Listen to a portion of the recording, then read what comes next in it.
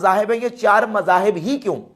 ان چار مذاہب ہی میں سے کسی کی تقلید کیوں کرنی ہے، پیروی کیوں کرنی ہے، اور امام کی تقلید کیوں کرنی ہے؟ پانچویں کسی اور کی کیوں نہیں، ان چار کی کیوں؟ تو فیضی صاحب نے اس کا جواب یہ دیا کہ آپ کوئی اور مذہب مدون ہے تو لے آئیں۔ چار ہی پہ کیوں ہے بھائی؟ کوئی اور لے آئیے نا، کوئی مدون ہے مذہب،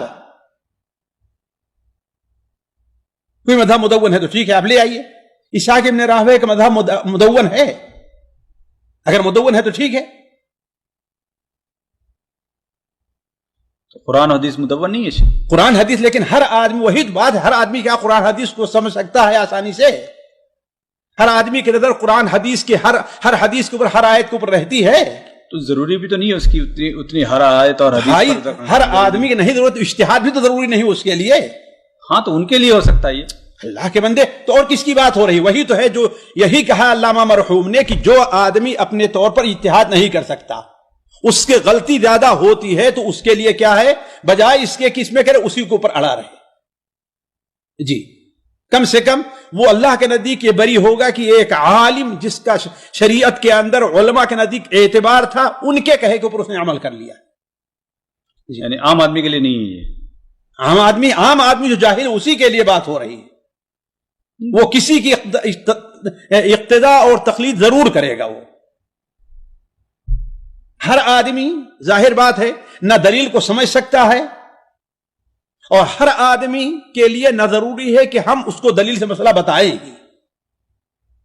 بسا اوقات ایک مسئلہ ہوتا ہے اجتہادی ہوتا ہے، اس کی پہنچ اسی سوچ سے بات اس کو سمجھانے لگی تو کیا ہے، وہ بالکل الٹا اس کا مفہوم سمجھنا شروع کر دے گا۔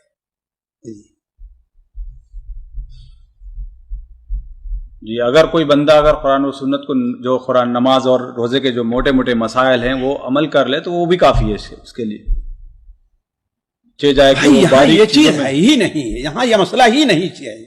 یہاں تو مسئلہ یہ ہے کہ جو آدمی قرآن اور حدیث سے صحیح طور پر مسئلے کا استنباط نہیں کر سکتا، یعنی وہ آدمی ایک حدیث اردو میں پڑھ کر کے یا دیکھ کر کے وہ اجتہاد نہ کرنا شروع کر دے، علماء پر نہیں ہے، وہ کیا ہے، ضروری ہے کہ علماء کا کہ یہ اصل مسئلہ ہے، اور اس سے کوئی مخالفت نہیں کرے گا۔ اور یہ بات بالکل ایسے ہی ہے کہ اہل سنت کے ہاں جو فقہا کے مذاہب مجتہدین کے مدون ہوئے اور پوری دنیا کے اندر پھیلے، مسلمانوں نے ان کو قبول کیا، وہ چار مذہب ہی ہیں، یعنی فقہ کے، فقہ حنفیہ، فقہ مالکیہ، فقہ شافعیہ اور فقہ حنبلیہ، یہ چار مدون ہوئے اور پوری دنیا کے اندر پھیلے اور مسلمانوں نے ان کو قبول کیا۔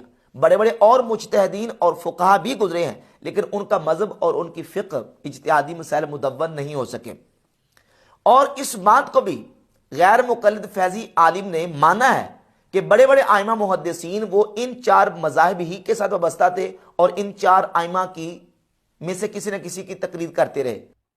ورنہ علماء جو ہے وہ سارے کے سارے، چاہے نووی ہوں، ابن رجب ہوں، وہ پاگل نہیں تھے، نعوذ باللہ من ذالک۔ انہوں نے کہا کہ ہاں بھائی ائمہ اربعہ کی اقتداء جو ہے یہ واجب ہے، اسی بنیاد پر کہ یہ بے راہروی نہ پیدا ہو جو آج ہمارا پائی جا رہا ہے۔ جیسے امام ابن حجر، امام نووی، اور اس کے علاوہ دیگر اور ائمہ جیسے امام غزالی، امام فخر الدین رازی، امام ابو بکر احمد ابن الحسین بیہقی، اور صوفیہ میں سے حضور سیدنا شیخ عبد القادر جیلانی رحمۃ اللہ، غوث پاک حضرت سیدنا علی بن عثمان الجویری داتا صاحب رحمۃ اللہ، دیگر بڑے اولیاء اللہ، صلحاء اور فقہاء اور محدثین، انہوں نے ان چار مذاہب میں سے کسی نہ کسی مذہب کو قبول کیا ہے۔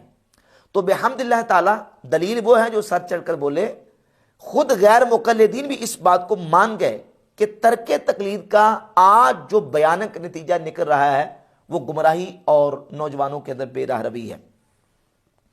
اس مقام پہ تقلید کے حوالے سے چند جو ضروری باتیں ہیں وہ بیان کرنا میں ضروری سمجھتا ہوں کہ تقلید کیوں کی جاتی ہے اور مجتہد اجتہاد کیوں کرتا ہے۔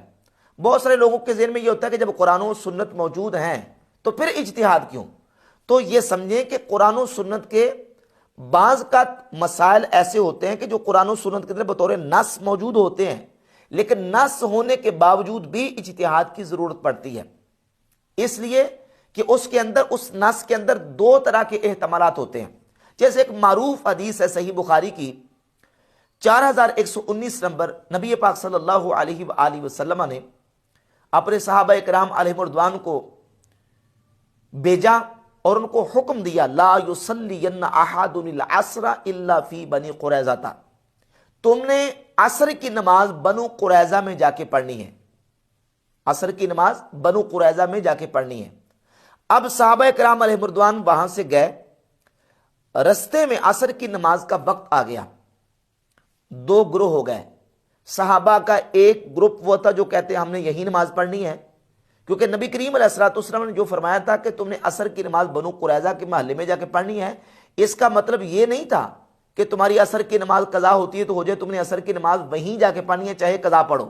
اس کا مطلب یہ تھا فرمان کا کہ تمہیں عصر کی نماز کا وقت بنو قریظہ کے محلے میں علاقے میں جا کے ہونا چاہیے، لیکن ہم لیٹ ہو گئے اور عصر کی نماز کا وقت یہی ہو گیا اور وقت جا رہا تھا، تو صحابہ نے وہی نماز پڑھ لی۔ دوسرے گروہ نے یہ کہا کہ نہیں، نبی علیہ الصلوۃ والسلام نے جو فرمایا کہ تم نے عصر کی نماز بنو قریظہ کے علاقے میں پڑھنی ہے تو ہم نے جا کے بنو قریظہ کے علاقے میں ہی عصر کی نماز پڑھنی ہے۔